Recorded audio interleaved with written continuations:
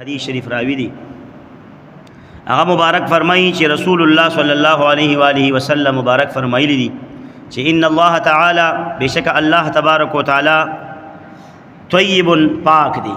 یعنی الله تبارک و تعالی پاک دی، بشک چې پاک دی د هر عیب نه، د هر نقص نه، د هر زوال نه، د هر نقصان نه. او دا زموږ عقیده را موږ سبحانك اللهم سبحان ربي الاعلى دا مونږ چې وای سبحان الملك القدوس، دا کلمات مونږ اسی نه وای. د سبحان معنی هم دا چې پاک دی زمونږ رب د هر قسم نقص نه، زوال نه، عیبونو نه. اوس الله تبارک و تعالی طیب پاک دی، پاک بشک چې پاک دی. لا يقبل الا طیبا، نه قبلی الله تبارک و تعالی مگر پاک. اللہ تعالیٰ پا خپلم پاک دی او اللہ تبارک و تعالی نہ قبلی مگر پاک، یعنی پاک چیزونا اللہ تبارک و تعالی قبلی. پاک رزقنا دا پاک حلال پاک مالنا ورکلا خیرات صدقات اللہ تبارک و تعالی قبلی. لکه څنګه چې دا مسئلہ واضح ده چې حرام مال نه څوک صدقه خیرات کوي نو دا صدقه خیرات ده نه قبلی. تر دې پورې فتاو دومره نازکه خبره مسله دا ذکر کړې ده چې یو انسان ته دا پته چې 100% د رزق حرام دی، 100% ها دا نه ګوره څه حلال روان دي څه حرام را روان دي، مکس دی. نو مکس کې دا مسله نه ده، مکس کې دې صدقه خیرات بم ور کوي، زکات بم ور کوي، هر څه به کوي. او موت ته خوړیم شو اغستیم شو. تقوا دا چې ځان ته وساتي، پرهیزګاری دا ده چې چا کم کور ته کم انسان حلال او حرام مکس ګټي، حرام هم را روانه ده، حلال هم را روانه ده، کمایي حلال رزق هم را روان دي او کور ته حرام هم را روان دي. نو موت ته لپاره تقوا او پرهیزګاری څه ده چې ځان اوساتو د دغه سړي د رزق نه، د دغه سړي د کور د اوبو نه، د چای او روټۍ نه. حتی الوسه عمده خبره بهتره ده او اولاده تقوا او پرهیزګاری عمده ده. باقي که چا د دغه سړي رزق وخوړو او به اوس کلی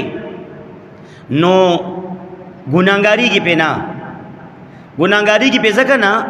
چې چونکی د کور ته د په کمای کې حلال مالم را روان دي، هغه د معلوم دي چې حلالم دی ګټي. نو لہذا دی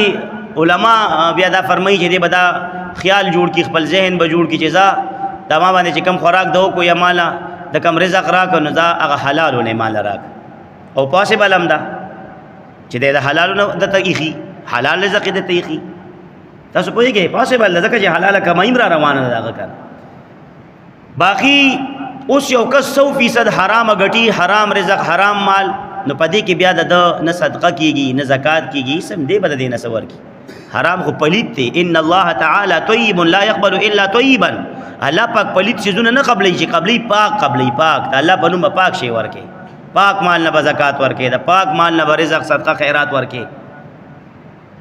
نو دا خو پته ده چې 100% دا شی ټول ګنده ګنده دی. او دا شی بعضې اوس هم د معاشره کې داسې ملاویږي خال خال دانه دانه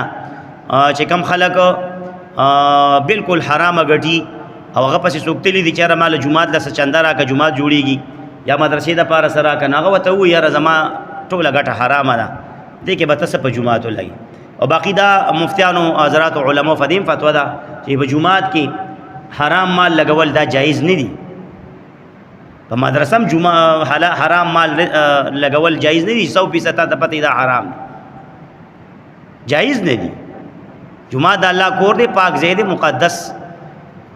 مدرسه د الله پاک د دین اداره ده. مخ پرشتي په وزري غوړي درسونه پکې د قران او د حدیث او د فقه کیږي. نو په داسې پاک او مقدس مقاماتو کې ته څنګه پلیت مال لګیا تاسو سوچو کې یار. نو لہذا او 100% ګټه حرامه ده او دو پدې باندې چې کم دي د ثواب په نیت د دینه د صدقه وکړه، پس نیت باندې دې قیدونو ته ګوره د ثواب په نیت صدقه وکړه چې مال الله په دې اجر او ثواب راکړي. نو دا مسلمان په دې خبره کافر شو. ولې کافر شو؟ دا 100% حرام خور د ته پته ده چې 100% زما دا مال حرام دی. اوس د دینه چې د الله په نوم صدقه خیرات وکړو، دی دا نیت دا جوړ کو چې مال به الله په دې ثواب او اجر راکړي. حالانکه ثواب او اجر په حرام مال نه ملاويږي، ثواب او اجر په حلال مال د صدقې نه ملاويږي. نو د داسې ذهن د دې مطلب دا شو چې دی دا حرام مال د دا حلال وګڼو او حرام مال حلال ګڼل دا انسان کفر ته رسي. حلال مال حرام ګڼل انسان کفر ته رسي. او بیا دامو پسې لیکلي دي فتاواجاتو د مذاهبو چې کم فقیر ته دا پته ده اغستون کی ته چې دا 100% حرام دی دا مال او دی فقیر ته واغست سره د علم او بیا وتوی خدای دی او بخا والله دی پیدله اجر درکې دعا وته وکړه دعا وی دا فقیرم په دی باندې کافر شو. کافر زکه کافر شو فقیر چې دته پته و علم وته ورچ علم نه فقیر ته غپ بیا نه ده اپا کې نه دي شمار مارته وی چې دته 100% یقین دی چې دا مال 100% حرام دی او دلته څور کړو دا وته الله دې په دل اجر درکې. نو دی فقیر حرام مال حلال وګڼو ځکه چې اجر ثواب نه ملاويږي مگر صرف په حلال صدقه وات د حلال مال نه پسد خو څومره نازکه خبره دې ته موږ سوچ کوو. ولونو ته کې دا د مذهب فتاواجاتو دا مسله ذکر کړي ټول. نو الله تبارک وتعالى دې مونږ او تاسو د حرام رزق نه ساتي د حرام مال نه مونږ لدی الله پاک د حرامو د بل د الله سره د خوړو توفیق هم نه راکړي. ګوره دا دعا مسره کوي الله مسره زما د حرام خورو د دسترخوان نو ساته اگر چې په دې زمانہ کې بچ کېدل د داتې دسترخوان او رزق نه د مولا د پاره دا یعنی یو یقیني د 100% چې دې به بچي نه د عامی د پاره خامخا چته په طعام دعوت طعام کې یا چته په غم کې په خاده کې په صدقه خیرات چته بخامخه ګيري او دا رزق به تخوري. چا 13 جمعه ما په مشتبهات باندې باس کړو. حدیث مبارک مې ته د بخاری او د مسلم ویل چې محبوب علیه الصلاۃ والسلام په حدیث کې خبره ختمه کړې و چې چا ځان د شبهات من وقع فی الشبهات وقع فی الحرام چې په شبهاتو کې واقع شو څوک نو دا پس کې واقع شو په حرامو کې واقع شو. شکی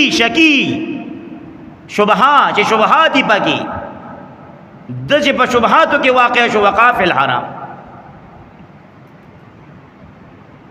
نو لہذا او چا چې ځان دغه شبهاتونه او د دین اوساتو نو محبوب علیه الصلاۃ والسلام مبارک د هغه کس مبارک دا فرمایلیو چې فمن اتقى الشبهات چا چې ځان اوساته د شبهاتونه فقد استبرأ لدینه نو په تحقیق سره د خپل دین محفوظ کو بچ کو وعرضه او خپل عزت هم بچ. دا د بخاری مسلم حدیث 13 جمعه تاسو ته شیو کو یاد دي تا خدا خبره پچین تاسو یاد ساتي کنه ساتي الله دې یادولو توفیق مال سره زما تاسو ټول ته نصیب. الله مو حرام نه وساته او د حرام خورو د دسترخوان نه. نو لہذا الله تبارک وتعالى نه قبل لا يقبل الا طيبا دې کې مې ته یو خبره وکړي نه قبل الله پاک مگر څه نه هغه صدقه قبلې نه هغه زکات خیرات صدقات اسم نه قبلې الله تبارک وتعالى چې حرامي طيب نه پلیتی. یو کس دل دراغ سپی حلال کو سپی په دې کلی کې تقسیم کو ټک ټوکی کو چې دا د صدقه کوم خیرات کوم نه سکے ثواب به پته ملو شي کو ګناه به پته ملاوي. تاسو ته مثال در کوم ګناګار ولې شو حرام شي په خلکو خور نو چې حرام رزق حرام روپے زرا عالم دلته یو حرام خور راوالی په دې گاون کې تقسیم کی چې مال به الله اجر او ثواب راکي. خود قد سپیو د خنزیر مثال دی کا سپی غوخه د خنزیر غوخه پلیته ده حرام ده نیخ په خپل خوړې شي نه په بل مسلمان خوړې شي په دوکا او په چلول دقه شان حرام مال دا نه په خپل استعمالولو اجازه په شریعت د اسلام کې او نه بل مسلمان باندې به خوري. حرام مال په نوٹ باندې د 500 نه لیکل چې دا حرام نوٹ دی د 100 روپو په نوٹ نه لیکل شوی چې دا حرام نوٹ دی دا حرامه کمای شوی دا د رشوت اغستل شوی نوٹ دی دا د لور خور حق چې د خپل لاندې کړي دی نه ور کوي ولا دا د هغه لور خور غنم جوار غنی خرشي وی دا غي نوٹ دی د په نوټونو مسلمانانو نه لیکلې دا هغه چاته پتی دا نوٹ چې د چا دی څوک د دې مالک دی زما په دې جیب کې چې اوس کمې پیسې دي ما ته پته ده چې دا حلال دي که حرامي د دې کاکا په جیبونو کې چې څه دي دا ده ته پته ده که دا غیر روډ په اکاونټ کې او په جیب کې څه دي دا ده ته پته ده هر چاته د خپل مال پته ده چې دا حلال دی که حرام دی په خپله به سوچ کوئ حرام مال که ته تقسیمې دلته خلکو له 10,000 او 15,000 او 1,000 او 1500 ورکې او تا ته 100% پته ده چې دا شی حرام دی مردار دی نو لکه څنګه چې یو کس د خنزیر غوښه تقسیموي او د سپي غوښه تقسیموي خلکو ته دا پته نه لګي چې دا خنزیر دی که سپی حلال شوی ځکه غوښه کې بیا په غوښه نه لیکلې چې دا د کم ځناور غوښه د څو پورې چې د لیبارټور ته وړي دي او ټیسټ کړي دي نو ما ته غوښه پېژنو چې دا د څه شي غوښه ده خو بس غوټه غوښه ده او نری غوښه ده نور موږ نه پوهېږو نو څنګه چې هغه ته به الله پاک ګناه ورکوي حرام پلیت شي د تقسیم کو په خلکو یو خوړ دقه شان حرام خور چې نوټونه تقسیموي پیسې تقسیموي مال تقسیموي دقه شان به الله تبارک وتعالی دله سزا ورکوي په دې باندې تا ته دا حق اتارټي چا درکړه چې پردي ګډان خیراتي کوه مالا پردي مال صدقه کې لکه د دې روډ پیسې دي اوس ته ما د دې جیبه به تماچه مې پکې خو د چې راکه دا پیسې راکه دا موبایل او ورسه مې ته واغستل او بیا مې پیسې په تاسو کې غریبانانو باندې تقسیم کړي ما ته به ثواب ملاویږي که ګناه ولې ګناه ملاویږي دا خو پیسې دي زه خو صدقه کومه ښه کار کومه د نیکۍ کارونه کومه ولې حرام دي پردی دی مال پردی دی پردی ګډان نه خیراتی کېږي مسلمانانو د حرام خور باره کې هم دقه کنسپټ او دقه نظریه ده د اسلام ان الله تعالی طیب بېشکه الله تعالی پاک دی لا یقبلو نه قبلی الا طیبا مگر پاک شی قبلی پاک مال قبلی پاک عشر قبلی پاک زکات قبلی بس پاک شی قبلی اللہ تبارک و تعالی پاک وظیفہ قبلی چا کرے ولیگی کنڈ رند یتیم سرا تعاون کے پاک تعاون قبلی اللہ تبارک و تعالی حرام نا اس خدا تمیز ختم شو منبر و محراب نه پدې بیان ختم شو ځکه موږ مولیانو لم د حرام خواري چندې را کوي نو سود خواره چندې را کوي د شورا منبران هم سود خواره حرام خواره رشوت خواره زیناکار بدعمله خلګي شرابیان د ایسو کاروبار والا د چرسو پاوډرو کاروبار والا شرابو کاروبار والا انډر پلو کاروبارونو والا ازموږ د مدرسې شورا منبرانی مدرسې چلی غټي غټي نو مولا لیونی دی چې په منبر وایي چې دا چې زه سویم چې داسې مسلې وکړي چې حرام خور مه راوړې موږ له ټول طالبان هم راته ګډ وډ کړل په طالبانو چې موږ حرام رزق خورو نو څه به ترې جوړي څنګه طالب به ترې جوړي د شرکونې به ترې جوړېږي د غني خان بابا دا ګناه د چا ده دا زما د محتمم ګناه ده دا د مدرسې د ناظم ګناه ده چې دې پکې تمیز وکړي پاک مال دې راوړي په طالبانو دې وخوري د 2 روټو په ځای دې ولا یوه ورکړي د یوې په ځای دې ولا نیمه ورکړي د لوږې نه څوک مري نه خو پاک لنګر دې وچلی په مدرسه کې د دې تمیز شته راځه چې زه وایم په دې کې څوک خبره کوي نشو کولی موږ دا خبرې ځکه چې بیا تعاون بندېږي په مدارسو باندې نو مونږ خو یاره تعاون خلاف نه یو زه خو وایم کوئ صدقه خیرات خو د پاک حلال مال نه خپل مال خیرات کا پردي ګډان مه خیراتي کوه حرام پردې ماړې داړې رشوتونه پردي مالونه خپل لاندې کړي هغه صدقه کې په دې ګناهګارۍ کې ثواب تمه مه کوه که ثواب دې پکې نیت وکړو نو خو وایم کافر شوې لاړې ثواب خو لرې کېده د ثواب خبرې زه وایم په دې دا کار هم مه کوه دا کار دې ناروا دی پردي مال څنګه صدقه کې یا هله ما سره د لور حق دی د لور ځمکه د ما سره 15 جریبه په هغې ما غنم جوار وکړل عشر مې ترې ورکړه دا کېږي دا غنم جوار خو زما د لور دي زما د خور دي دا خور د پټي نه دي هله زه به پکې څنګه عشر ورکوم زه څوک یم چې د خور د مال نه زه عشر ورکوم د خور په پټي باندې مې ګني کړلې دي او هغه چې کم دی خرج شو په میل کې او نغد نقدونه پیسې میلاو شوې او هغه ما د هغې نه زه بیا زکات او عشر چې کم دی عشر لرکوم او مدرسې ته جومات ته یا مدرسې یا غریب او کونډې یتیم له لیږم زما به ثواب وشي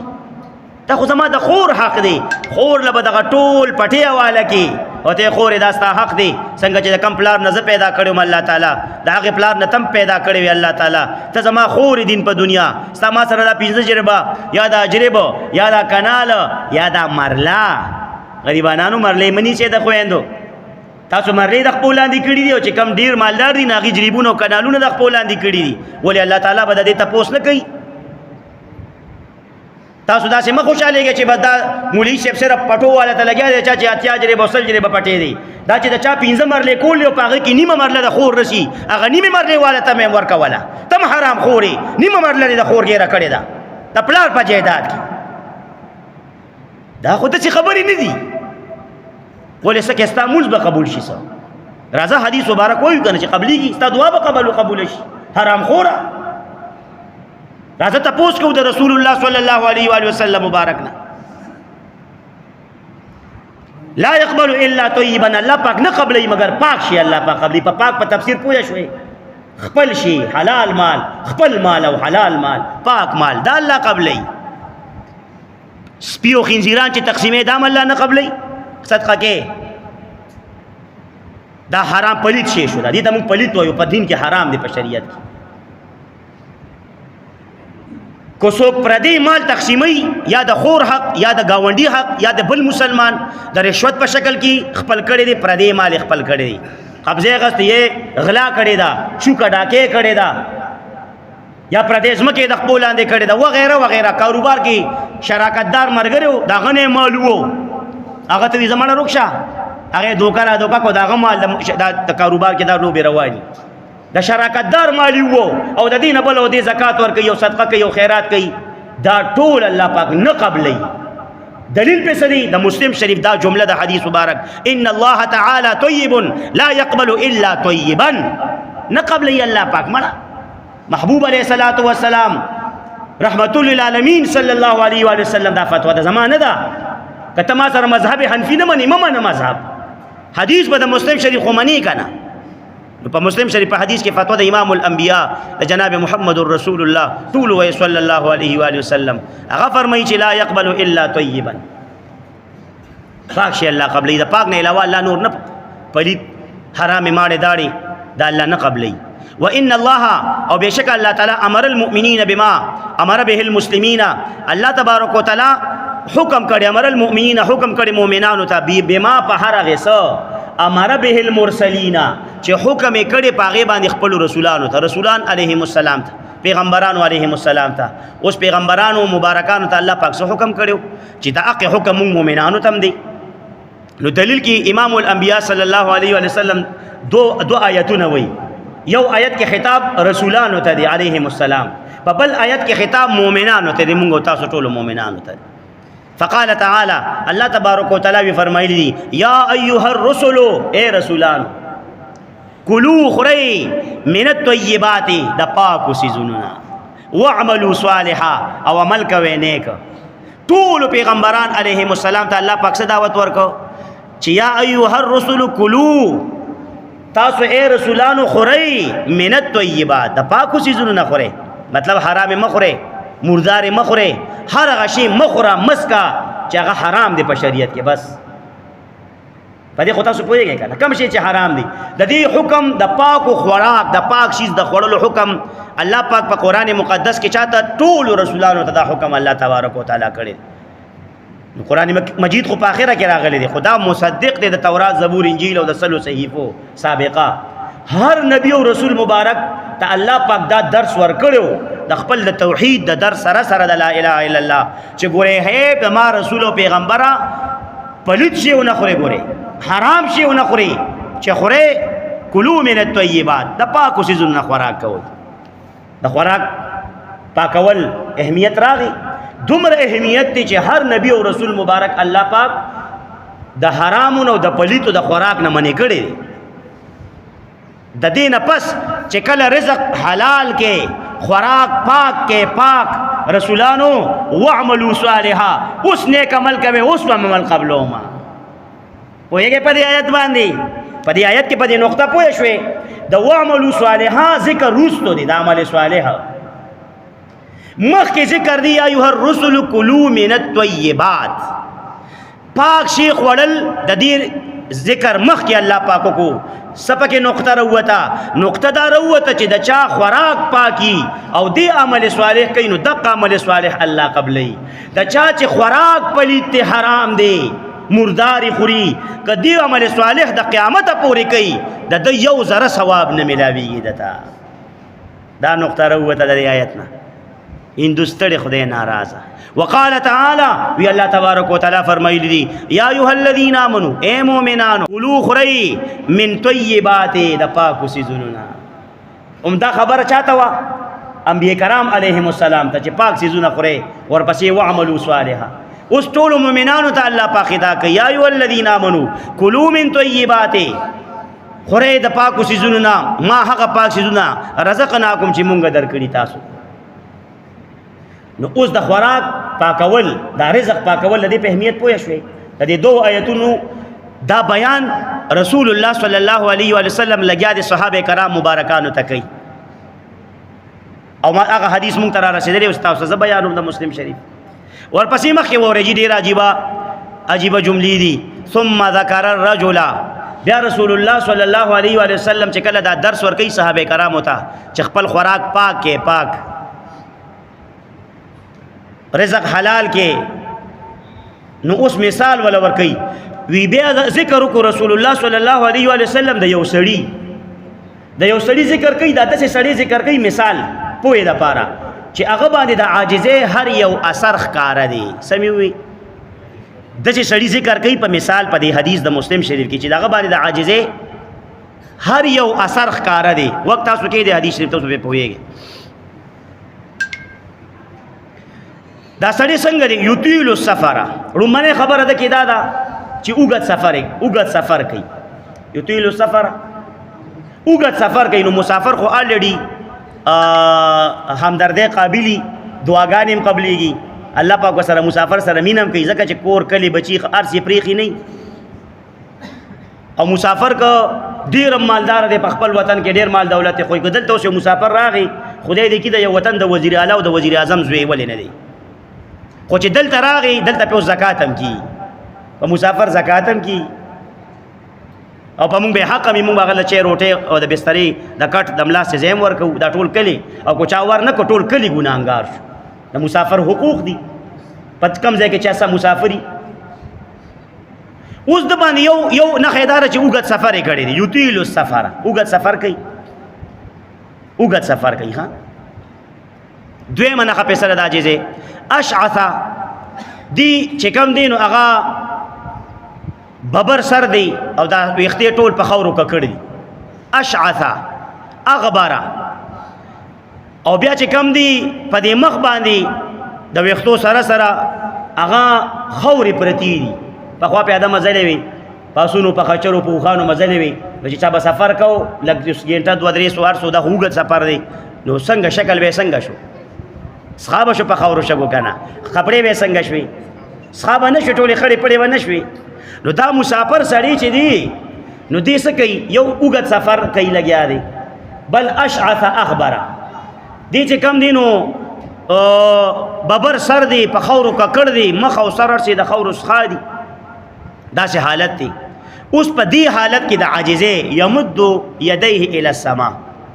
د خپل لاسونه چوت کړل په دې حالت کې چې د عاجزه ټولې نخې به برابر دي او خپل لاسونه چوت کړل الی السما اسمان طرف ته او دی وی یا رب اے رب نو دعا د پاره لاس چوت کړل اسمان ته دعا کې لاس وتول ثابت شو کړ رسول الله صلی الله علیه و سلم چې دعا کوله نو لاس به چوتول ښا وداسې خلک روتی دي دې کې لاس وتول نشته ولته دعا کې لاس وتول نشته رسول الله صلی الله علیه و سلم چې دعا کول لاس مبارک به چوت کړل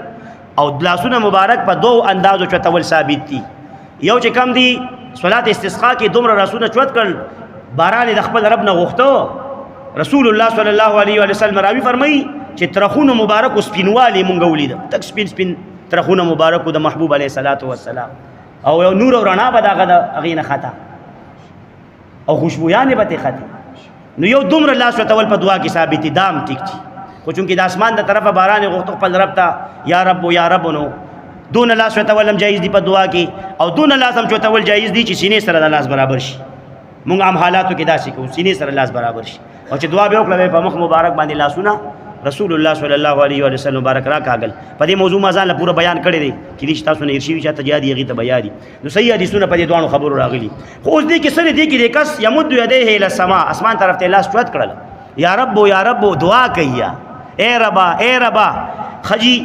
اوس ومطعمه حرام موضوع راضی امام الانبیاء صلی الله علیه و سلم په میاس کې مثال درکړه یو سړی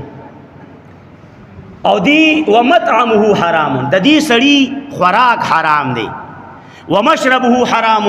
د دې سړی څښاک حرام دی د سکلو سيزونه حرام دي وملبسه حرام د دې لباس حرام دی کم په بدن چې کپڑے لباس چولې دي وغذي بالحرام او د غذا ورکړې شوی بدن ته د حرام غذا خېټه ته تلې د بدن ته تلې دا فانا يستجاب له نو محبوب عليه الصلاه والسلام فرمایي د مسلم په دې روایت کې نو څنګه به قبول کړي شي د پاره دا دعا فانا يستجاب له څنګه به دا دعا قبول کړي شي اگر چې ډیر د عاجزه په حالت کې خوراک حرام څښاک حرام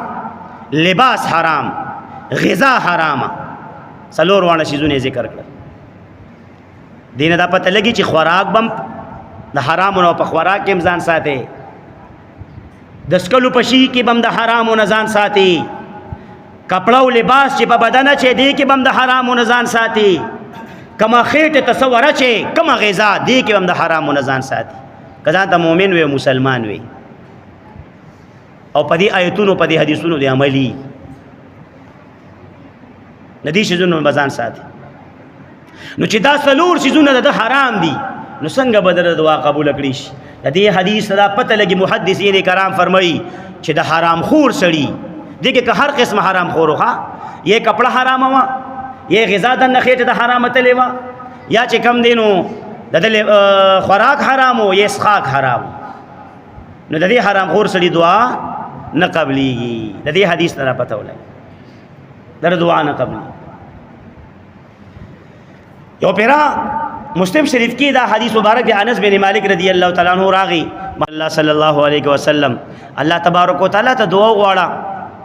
چې هغه ما مستجاب الدعوات جوړ کی انس بن مالک رضی الله تعالی عنہ لس کاله خدمت کړي د رسول الله صلی الله علیه و سلم د بچو پشان لوي کړي ډیر وته د بچو پشان وته ګران او څو خپل سوال وکړو سوال وکړو چې الله ته سوال وکا زما د پاره چې ما الله پاک مستجاب الدعوات جوړ کی مستجاب الدعوات څه ته وای چې د زما هر دعا الله پاک قبلې دې ته وای مستجاب الدعوات چې زه کوم دعا کوم بس چې الله پاک قبلې اوس راشي امام الانبیاء صلی الله علیه و سلم مبارک جواب ورکړي چې انس رضی الله تعالی عنہ خپل کسب حلال کا څه چلو کا کسب حلال کا کسب پیژنې ګټه حلال کا کمال رزق چې ته ګټي هغه حلال کا نستا دعا به قبل ولیش مستجاب الدعوات بشي تاسو جوړې دي شه مستجاب الدعوات تاسو دعاګانې به الله پاک قبلې هر دعا به الله پاک قبلې و چې کله خپل کسب خپل رزق خپل ګټه حلال کی نستا دعا به قبلې او بیا محبوب علیہ الصلوۃ والسلام ته فرمایلی یو کس حرامن وړې اخلی طرف ته یوسی حرامن وړې یو کس خلی طرف ته یوسی نو سلوی خروز پوری د دې انسان دعا نشي قبل ول دا د مسلم شریف حدیث حرام یون وړې د دې مولا خېټه تلاړه کدا مولا سلوی خروز دعاګانې غواړي سلوی خروز د دعا نه قبلي تاسو خلک یې کنه زبزان یاد کا تاسو بیا ډیر خپه کېږئ چې دا ماته وي او ماته وي نو تاسو ته ویم کنه دا بیان زه چاته کوم دیوال ته کوم غل خپه شي دا به مونږ پسې لګي چا سره چې پردیس مکی دی خپه دی وي خانان صاحبان وي دا مونږ پسې لګي بیا د بل کار نشته بس وي چې کینو وي چې خور له حق ورکې ولور له حق ورکې نو دا چې زه ته زه نه ویم څوک به درته وي او چې جهنم ته لاړ شي نو زه خو خپه به یم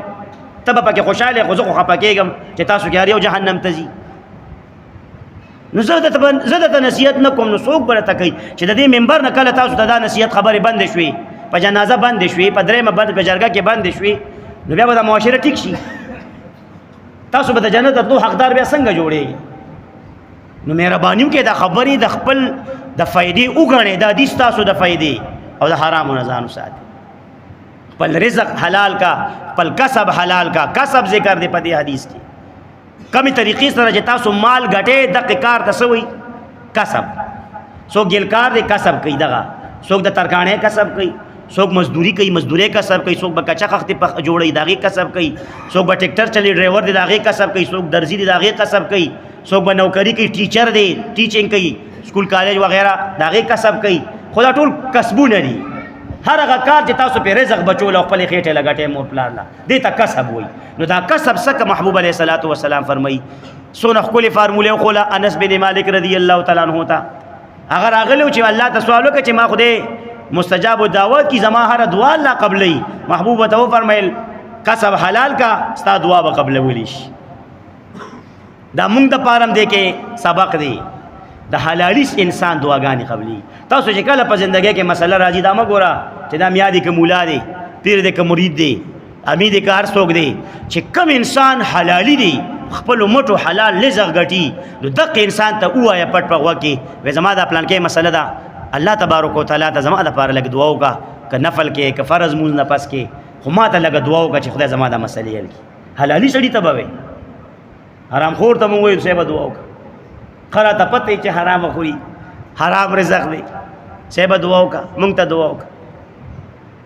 تاسو نظر کرم دی جی ټول کارونه سم دی جی، ته به د جهنم ورلړونی دا پکې څوک نه وایي، ته به د جهنم ورلړونی حرام خوره دا پکې څوک نه وایي، نه مولا وایي نه امي وایي. ویلی شي چنده به بیا څوک ورکوي، هغه بیا مدرسه بند شي، بند دي شي مدرسه که په ما فرض ده چې په جلاله کې به زه مدرسه چلو، په سونو مدرسې دي زما دا دې پکې بند شي. نور شته که نه امامتي به ختم شي، ختم دي شي که نه زه په امامت ایسو کوم هله په بلا دې زما داسې امامتي ولګي په منبر ناسته چې زه پکې حق نشم ویلی، زه پکې قرآن آیت او حدیث نشم ویلی، زه پکې خپل غل مقتدي ته نشم ویلی چې غلا پرېږده، حرام خور مقتدي ته نشم ویلی چې حرام پرېږده، چا چې پردې ځمکه د خپل لاندې کړې هغې مسلمان ورور ته نشم ویلی چې دا پردې حق ورکا. په بلا دې داسې امامتي او داسې مولاتوب ولګي مړه او په منبر ناسته، دا خو دوکه ده د دې منبر او محراب سره. الله پاک دې موږ تاسو ټول حلالیان کي.